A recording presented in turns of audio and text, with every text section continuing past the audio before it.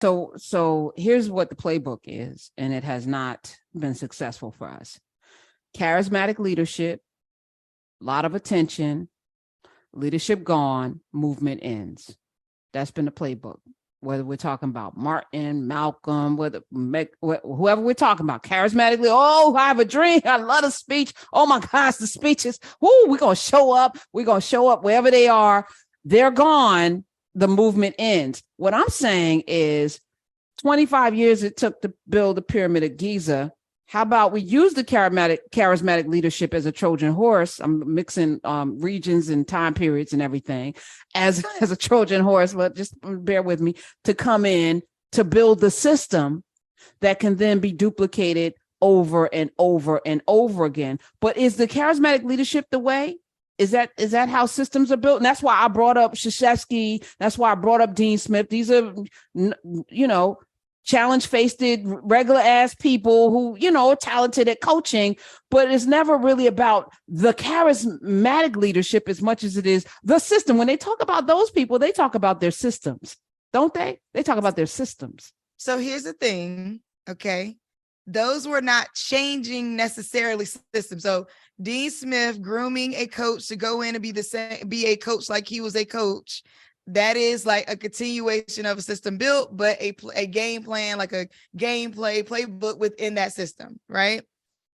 Our systems needed to shift have been so have felt, even I'll say felt for the sake of conversation, have felt like such big disruptive moments needed that the continuation part feels like it's never there. So like if you think about like if you go from a Malcolm to me, right, like that's not a continuation of the system. Like there was a disruption, this needs to be in place, and then who was going to pick that up to do what part? So then the times shifted.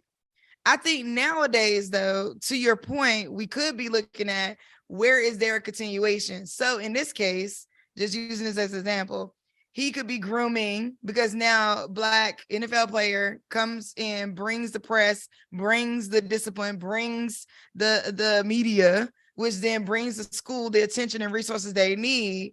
Is that a playbook is my question. So like, if that's the playbook, if that happens at multiple schools, it actually disrupts the current coaches that may be in place at these other schools for the sake of the money and how the economics break down to say, so now that's the playbook. We've been here coaching.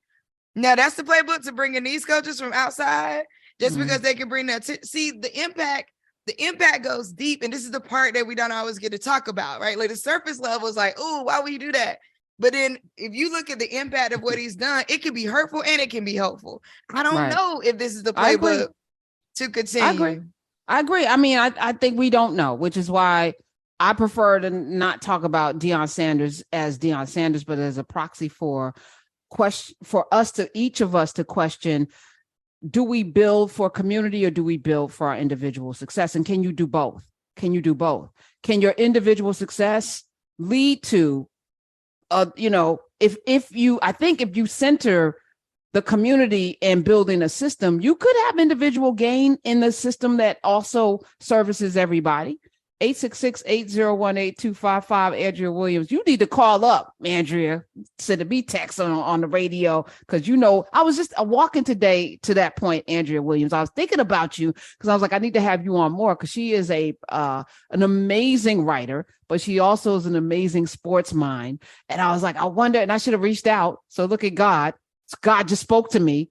All right. Well, when we come back, I'm going to actually, let me see if Andrea is available. Since she texted me, she must be, because I'm curious. Yes, we are here. Sirius XM Urban View. We're talking powers and becomes action. I apologize to all of the Coloradans for calling your program raggedy. But y'all are a losing ass team. You know that. Y'all losing. That's it. Maybe not for long. Hopefully not. But I also know that Deion ain't gonna have a whole long time to turn it around either. I know that that thing is unforgiving. Omi Bell. Omi is here. The Omi Show, founder of Black Girls Venture. And as I asked for and have received, Andrea Williams is calling in from the car somewhere. Welcome to the Karen Hunter Show, author of many, many books. And she's also a sports person. Welcome to the Karen Hunter Show. Hello, Mrs. Williams. Mrs. Williams. Hey. Thanks for having me. This is my first time calling in from the car. So. Okay, give her. She's been on the show, but give her the first time caller. Yay, please. Come on. No, not the applause. The yay. Thank you. Yes, there we go. All right. Gotta get it right. So what do you know about this, Madam Journalist? Well, it's first of all, it's all we can talk about in my house and amongst a lot of my friends. And I think a lot of times when we talk about issues within our community, we have to speak in the theoretical, right? We're talking about the what is, we're talking about the, oh, well, if I had been around in the civil rights movement and all of these like big picture things that we can't quite put a handle on. So I'm actually excited that this topic has come up because it really allows us to see where we stand and where we still have these holes that we need to fill. And I think you're making really good points about this community building and the fact that it does take sacrifice.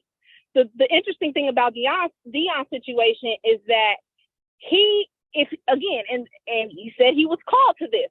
He doesn't quite have to make the sacrifices that somebody else in his position would, right? Like he is financially stable. Like your boy is on Aflac commercials all the time. So when we're talking about the economics of it, which we have to talk about, right? Because he's going from $300,000 a year to $5 million a year. He is in a position where he can actually afford to do the building that needs to be done. Is it fair that we put this responsibility on him or a lot of us, including me, are saying, yeah, you should have stayed and yes, you need to do this work? I mean, I don't really know. Was it fair, to your point, for Martin Luther King to have to do what he did, or for Malcolm X, or, to take it back and go biblically again, for Moses to be the one who had to make the sacrifice to lead the people out of Egypt? I don't really know. That's between him and God. He said God called him to it. But we have to consider his individual impact. I'm one that I talk a lot about the overemphasis on individualism in this country and how I think particularly in the Black community that works to our detriment. But there is something to be said about the impact of an individual like Deion. Nobody can come in and replicate what he did. So Omi's point about, this is the playbook, let's bring in another a retired NFL player and they can go coach at the HBCU and then blah, blah, blah, copy paste. Eddie George is at TSU right now, and I don't want to take away from anything that he's doing. I don't know him personally, but I've heard, in circles around him that he is calling in personal favors. He's doing the work that you have to do when you go into these historically underfunded institutions. But it doesn't look like what's happening at Jackson State and what Deion has been able to bring to that. So I think we have to consider that. There's a lot of people that are like, he built the blueprint in 3 years. He did all he could do. Now he showed them what to do. Now all they got to do is replicate that. It doesn't work like that. It doesn't work like that. If you're really called to something, you got to accept that mantle of responsibility and understand that people are looking to you to do what you said you were called to do.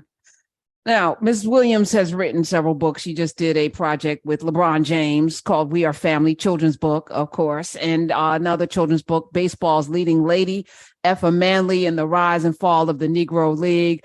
Negro Leagues, I've also worked with her. She's done football books. Like, you have, sports is your thing. That's your family thing. It's my thing. Yeah. Yeah. And this is, even like talking about Baseball's Leading Lady and the Negro League, there are so many parallels here. Like, it's bananas. And this is where, we perish for a lack of knowledge, right? We don't really know our history. But when Jackie Robinson goes in to the Brooklyn Dodgers and everybody's so excited because what is this going to mean for the Black community on the whole? It was never a community thing, right? It benefited the Dodgers because the Dodgers were struggling, right? We're coming right out of World War II. They sent all these players over to World War II. They're struggling on their roster. Here's Branch Rickey, who built this dynasty in St. Louis with the Cardinals. He's trying to replicate that. How do we do that? We're going to need more people. In fact, we actually might need some Black people. Jackie is positioned and he is told that he is going to be the guy to usher in this flood, and that never happened, right? For his credit, he didn't know what he didn't know. And I think when we start to look back, this is where, I try to make sure that I'm showing grace to those who came before, to the ancestors, to the elders who are still here, because a lot of times they didn't know what they didn't know. We know better now. This idea that somehow, some way, Deion moving to Colorado is still going to benefit us doesn't make sense. It sounds good, But when we can't predict the future, and none of us can, the best thing we can do is look historically and say, okay, well, where have we had a similar situation? What happened then? And what actually happens in those situations, like you said, is that we take our time and our talents and we build for them. And then ultimately we are ostracized. It took a long time for Jackie Robinson to understand, okay, this really wasn't about me. And he did understand that. His last memoir that he wrote, he said, this was never about me. It was never about me. It was the Miss Williams. Show. Yeah. I am so honored to meet you. Okay. Let me just say that. I love this. And you got right to what I was going to say. When is placement actually revolution? And I think that like, when is that? Right. And like, is it when we say it is? So is Deion Sanders' placement at Jackson State, inherently automatically revolution because it was placed in Black people? Is it automatically now some type of leadership role because he moved to Colorado? He makes them win. Now he's what? Like, is it placement? What is his movement? Like, is it the movement for Black coaches really, which is what he's saying it is? And does he believe that his placement opens that door? Do we believe that his placement opens that door? And when does placement, because we're talking about two different things, right? We're talking about placement, like you take on a thing. I don't think it's inherently, in my opinion, it's not inherently community building just because it's Black on Black. Okay, I think that's a fair point. But I don't think it's inherently revolutionary just because he's going into a majority white situation. He's replacing a Black coach. And the Black coach that he's replaced the Black coach. So this ain't new. Him taking some other Black players with him ain't new. Black boys are not having problems getting football scholarships out here. Not at P5 schools, FCS schools. That's not the issue. Would it be revolutionary if his entire staff was Black? Perhaps. Is it going to be? No, it is not. Right now, we know that his two main coordinators, the defensive coordinator and offensive coordinator, are going to be white. We know that already. So where does the revolutionary part come in? And at the end of the day, placement itself, in my opinion, cannot precede doing the work of building our own foundation. Because for all of the other people who are not Deion, where will they go? Where will they go? This country has never not elevated individual Black people, right? Because they have to look like they're doing something. Mm-hmm. And at the end of the day, if they can make it work for their benefit, they are going to do that 100%. That is not revolution. We can look back through pages and pages of history and see this happen over and over and over again. What we can also see is that when that happens, we leave behind our systems that never get built. The foundations never get settled. And again, we have nowhere else to go. To go back to Jackie Robinson, it wasn't just that, all of the Black players didn't get to go with him into the major leagues. It was also that, by the way, the Negro Leagues are dead now. Because just like we've seen the media circus following Deion around, it followed Jackie to Major League Baseball. All the Black people were more impressed about Jackie playing for the Dodgers than they were any of the Black people who did not get to go with him.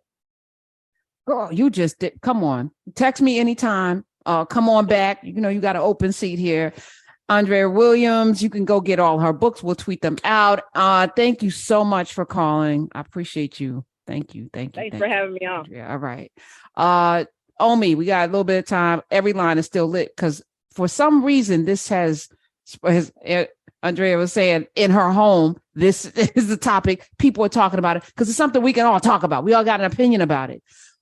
But the work that she's talking about, do we have the same smoke and energy to do that? Do we have the same smoke and energy to build the system? Do we have the same smoke and energy to build the foundation? And I'm going to say roundly no. And then I'm going to ask each of you why not.